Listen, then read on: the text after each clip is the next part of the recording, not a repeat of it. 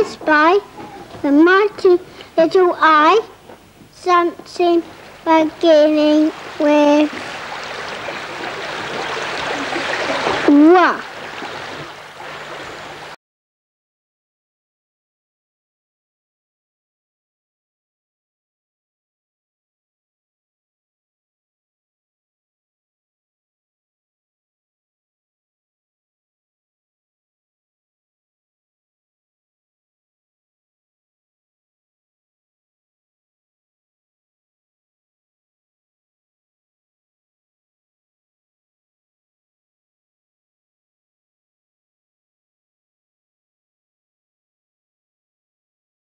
To be discovered. The childhood world is a complete world. It has its own emotions, its own conceptions of personality, its own conceptions of proper behavior. So children are working in a highly sophisticated world. It's very hard to find out about. They like facts. This is why beliefs, abstract ideas, are so difficult for them. Because facts are what they like. Young children have a wonderful quality of being connected, of being spontaneous and real in their emotions and their feelings and their relationships. The meaning of childhood is something which, since Victorian times, has been hotly debated by academics. As a result, today, we protect children from responsibility.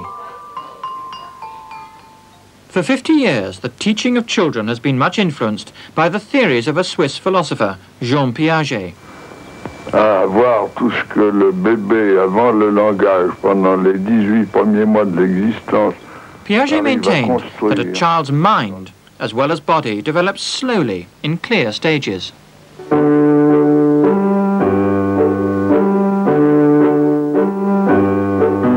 His thought was that children were wrapped into their own little worlds. He called this egocentricity. And that they had to be drawn out of this, but they were drawn out of it in steps and stages.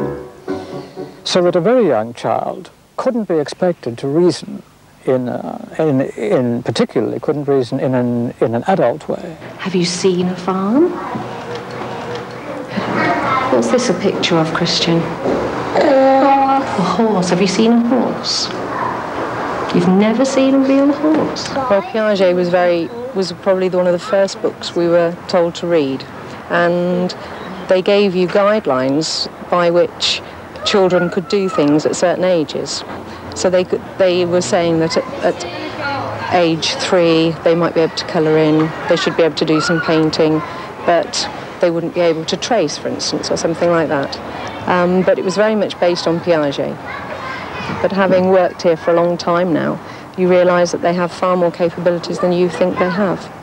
An observation now backed up by the very latest research, conducted by the Oxford psychologist Dr. Olivera Petrovich. The view of what an infant can do is nowadays vastly different from that offered by Piaget. What are you doing? Children do think very competently about the world that they have seen, and that they don't differ from adults really in that respect. That capacity to think ought to be fully exploited already at that age, because they show genuine curiosity and interest. Oh, look at that nice bright one. Hello. So what exactly is the new research? And how has it superseded Piaget? One of the things that Piaget suggested was that young children thought that all objects, whether real or man-made, originated from their parents or some other adult. So this rabbit would have been made by a person or in a factory, as well as this rabbit. Olivera's aim is to demonstrate that children can easily distinguish between the artificial and the real.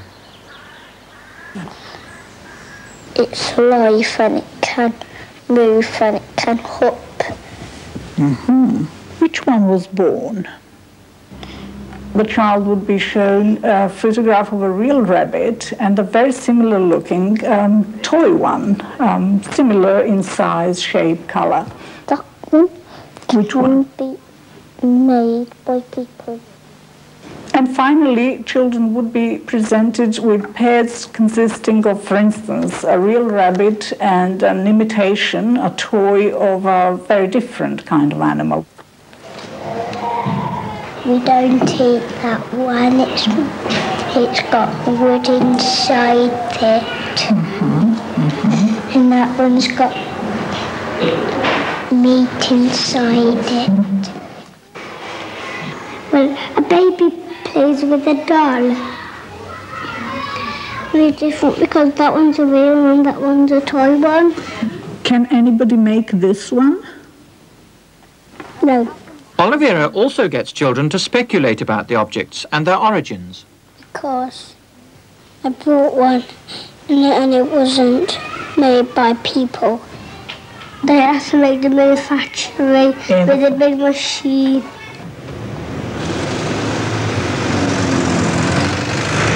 At Oxford University, Olivera's results have been studied by a leading authority on child development, Harre. I think we've seen for the last 15 to 20 years an accumulation of evidence that counts against the idea of childhood being a special period of human life. And the work of Olivera Petrovich is just the last in a long series of very important investigations which have undermined and torn down this wonderful and imposing edifice of psychological doctrine.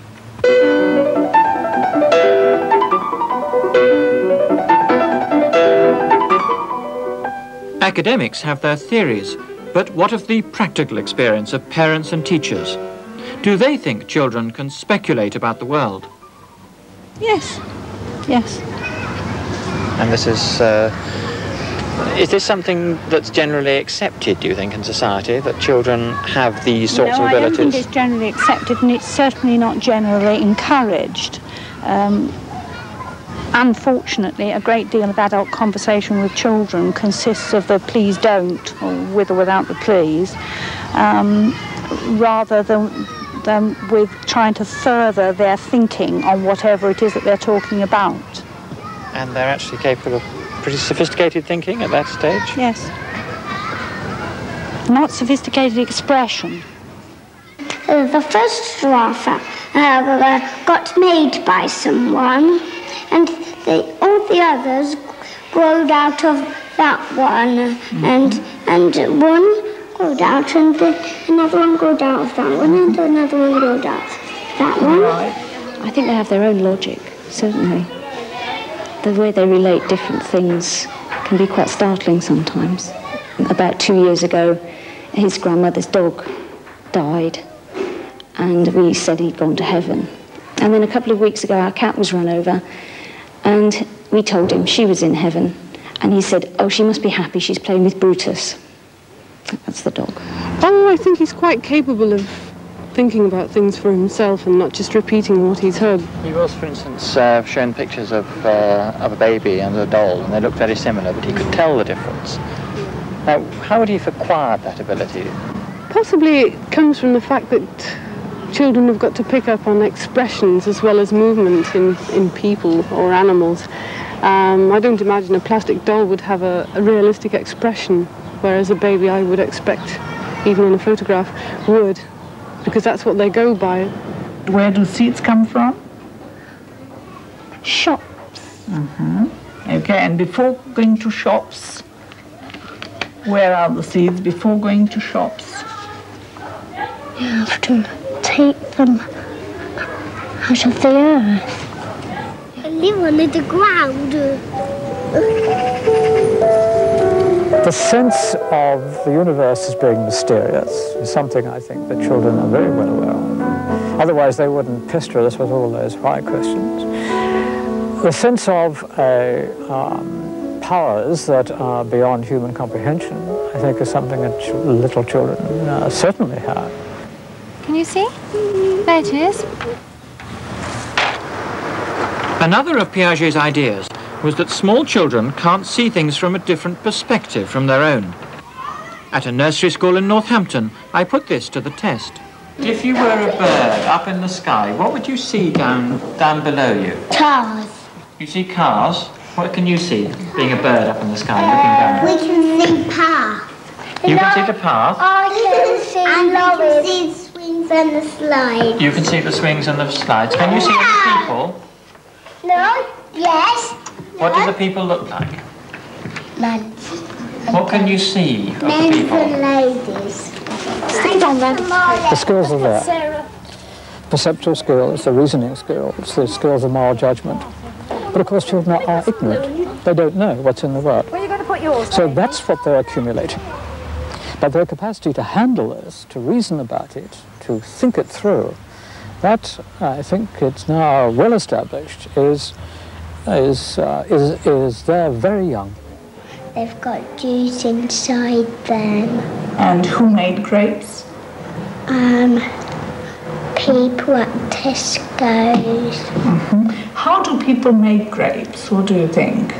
They get green stuff and they get some juice and they put it in half and then they get some stalks and then they put it on them. Where does water come from?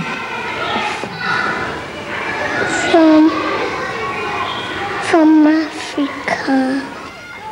Some of Olivera's questions are even difficult for adults, as I discovered when I tried out her tests on some parents in Bristol. So where did the first rabbit come from? No idea. Not any idea at all? No. I suppose if God made the earth and made the creatures, then that's how it started. Are they both real, or could somebody have made either of them? Well, that one's definitely been factory made, this plastic. And the sky, they say God made. I don't really know. So what is the sky? Just sky. It's hard for children to make sense of a world they still know little about, but they try. Daniel, where was your baby brother before he was born? He was born in hospital. In hospital? Yes. And, that's where babies get born, don't they? And where was he before he was born? In my mummy's tummy. And where was he before he was in your mummy's tummy? I don't know. Where do you think he was? Do you think that he just wasn't there at all? Or do you think he was in another place? Another place. What do you think that other place might be like? A butcher's house. Speculation or a reflection upon reality is not a process that could be observed directly. What we do have is the outcome, the conclusions that the child reaches if he or she has speculated. It can't have been made by men. Right. What do you think then? How did it become the sky? Just tell me what you really think. By making it. Who was making the sky then, if not man? Skyman. Doesn't that remark about the Skyman rather support Piaget? Because here's a boy who actually says, no, man didn't make the sky, and yet then has to invent a Skyman to have made it. This child obviously lacks knowledge, factual knowledge as to how the sky began. And he invents a category for the purpose of just producing explanation, which he can't do in a better way. So, if children can speculate and draw their own conclusions about the world, what are the implications? Will they by themselves start speculating about an idea like God? Or is God an idea they only pick up from parents or at school?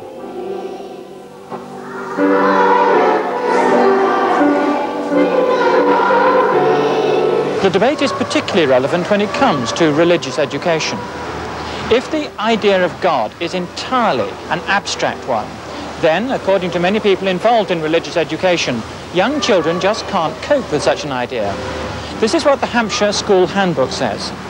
It has long been recognised that the Bible is not a children's book, in that its language, imagery and context demand a skill in interpretation which is beyond the capacity of young children.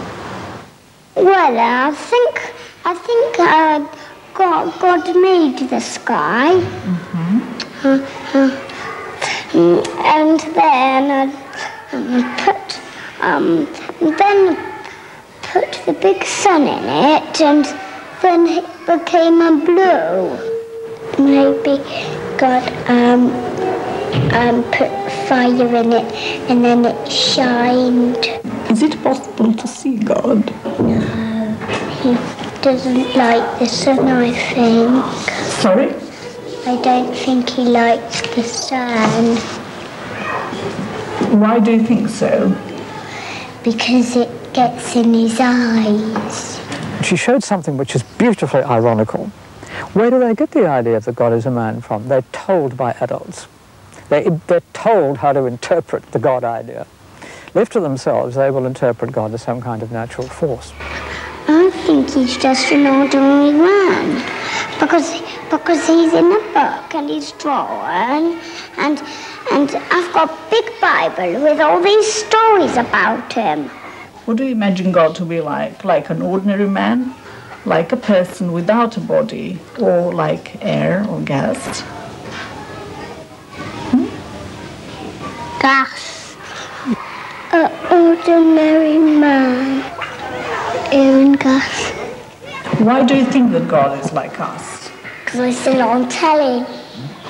He's got dark brown hair. How do you know that?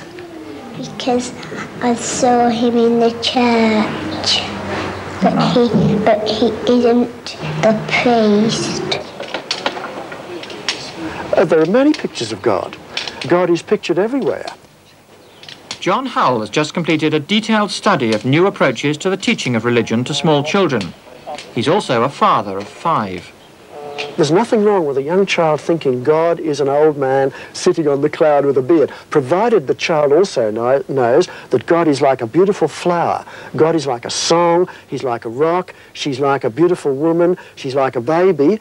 God is like all those things.